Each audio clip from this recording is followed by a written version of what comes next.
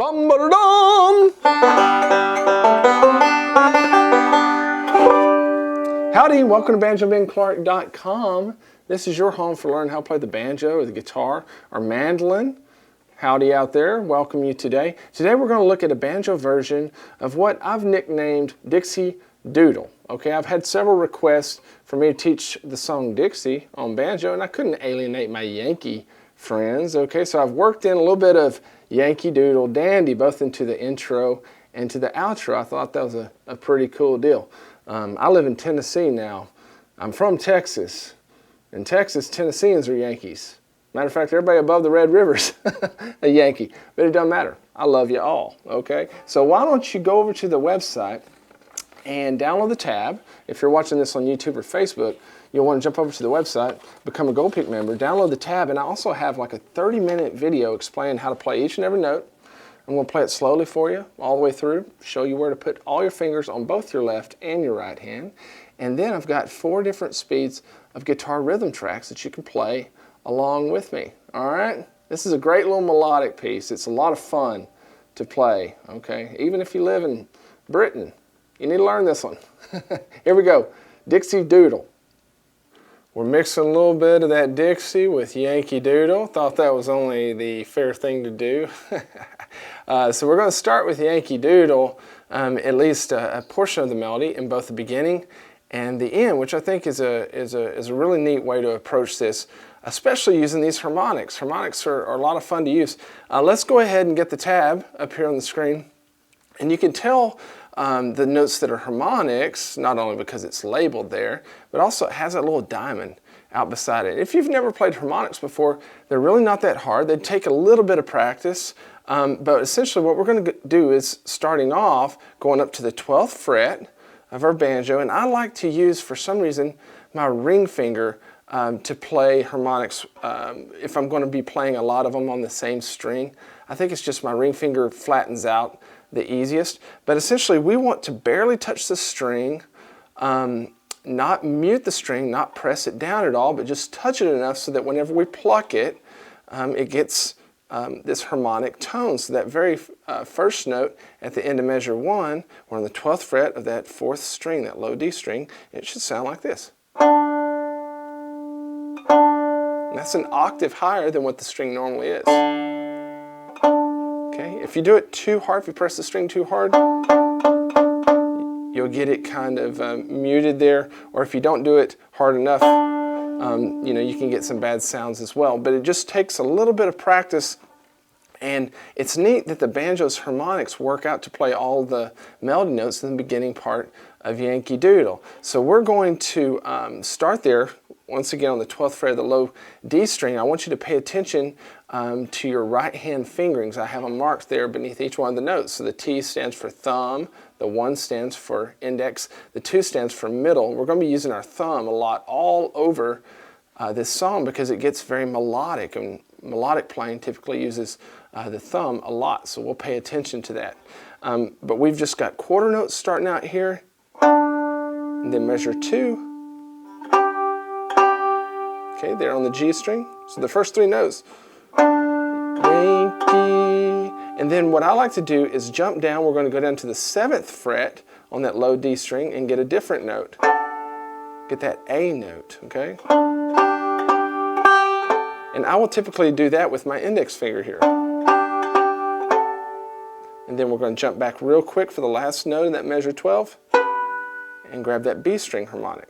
Okay, so that measure 1 and 2 sound together sounds like this.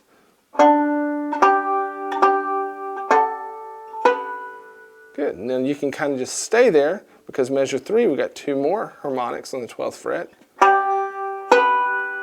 Then we jump back to the 12th fret, then back, or 7th, and then back to the 12th. Okay, so measure 3. Cool. Measure 4 is exactly like measure 2. Cool. And then what I want you to do when we go to measure 5 is we've got 3 harmonics in a row on the 7th fret. So I'm going to go down with my ring finger to play these, and there's some 8th notes in there, and just a forward roll through these harmonics. Okay, just play them lightly. And these are a little bit harder to get clear than your 12th fret. Okay? Takes a little bit of practice, and then we end on the 5th fret harmonic of the G string. And that's probably the toughest one to get clearly. Okay, you really got to kind of just have a light touch there. Okay?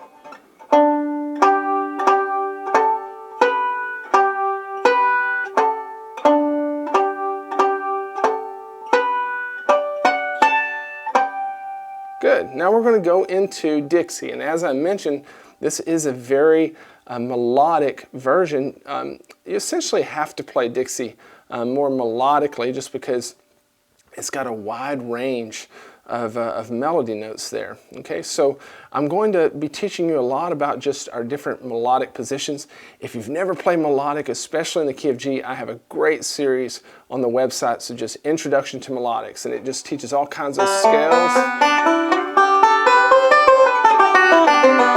Or we have all kinds of exercises to get you used to playing melodics. If you've done that lesson, this song is a no-brainer for you. Okay, so we're going to start there, just a backwards roll going into measure 6, and we're going to start the melody. And then I want you to just be hovering, measure 6.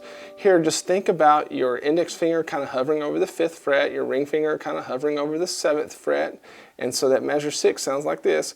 1 and 2 and 3 and 4 and... Okay, it's kind of counterintuitive because the melody is going up, but we're picking strings that are lower than the previous string. So it takes a little while to get used to melodic playing. Now we've got like a little Scruggs lick here in measure 7, a hammer-on. So we're going to move down to just our bass position, measure 7. We're just going to do a hammer from that 2nd to 3rd fret on the B string. That's a 16th note hammer-on. Once again, if you don't know what that means, I have lessons on the website that explain all about that. And then measure 8 through 9, we're going to move to a C chord, then eventually to an A minor chord. And I thought, you know, our melody is pretty simple. Do, do, do, do, do. So that would be kind of boring to just... So I thought it'd be neat to kind of do a little counter walk down, and that's what we're going to do. We're going to do a pinch here at the beginning of measure 8. Okay, so that's just a partial C chord. And then lift your index finger for the 3rd beat of measure 8, and then play the 4th note. So measure 8, it sounds like this. Cool? That takes a little while to get used to. Then when we get to that A minor in measure 9, you go back to playing the 2nd fret on the high D string, but also play the 2nd fret on the G string. So we land there, okay? And then that's a dotted quarter note, so that gets a full beat and then another half a beat, okay? It's just like the melody of the song. Old times there are not forgotten, not forgotten. So just think about the melody, not for, and then we're going to move up to this melodic position that we're going to see a lot throughout this song, which is when we play the 5th fret of the B string, the 2nd string with our middle finger, and then the 4th fret of the 1st string with our index. And then now is when we really need to pay attention to our right hand markings, because I'm going to make you use your thumb as much as possible. That just makes for clearer, cleaner, stronger melodic playing.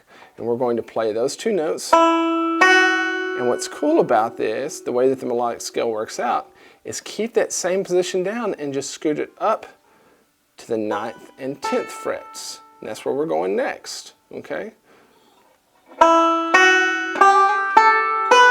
See how that works? It's just right up the scale.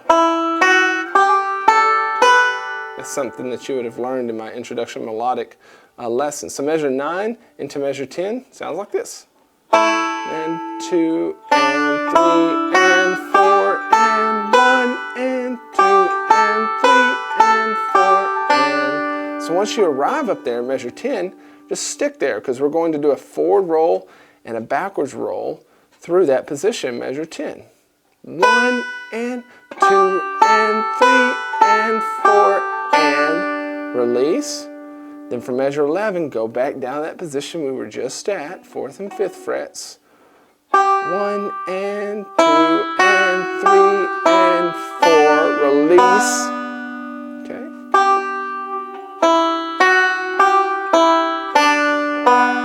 Notice that last note of measure 11, I'm playing with my thumb there. That's important. Okay, and then for measure 12, we're coming back to our original melodic position of our index hovering over the 5th, our ring finger hovering over the 7th for this position.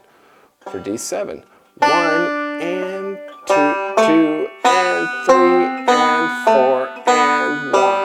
Okay, so really we only have a couple different positions that we're working on. We're getting a lot of notes, but not a lot of movement. Okay, and we've gone one time through kind of the verse of Dixie. We land there in measure 13, and then we're going to start over in 14. Same type of stuff, except now we're going to throw a couple little blues notes in. Let's take a look at that. Pretty cool.